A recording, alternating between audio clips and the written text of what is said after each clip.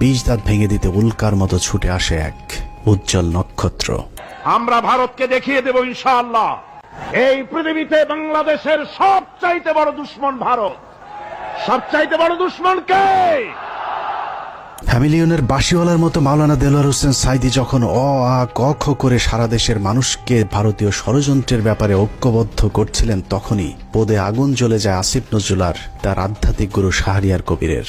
আমি আল্লাহর নামে কসম করে বলছি, আল্লাহ তোমার জাতের কসম, তোমার ইজ্জতের কসম, তোমার সম্মানের কসম, 1971 সনের এক ফোঁটা পানি বা কাদা আমার গায়ে লাগে নাই, লাগে নাই, লাগে নাই। ভারতের বিরুদ্ধে গর্জে ওঠা সাঈদী ৮০-র দশক থেকে এদেশের মানুষকে ভারতীয় ষড়যন্ত্রের বিষয়ে সচেতন করতে থাকেন।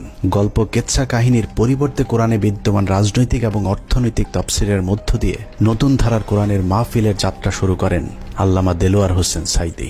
বিড়ালের মতো 500 বছর বেঁচে থাকার কোনো লাভ নাই, সিংহের মতো 1 ঘন্টা বাঁচতে চাই।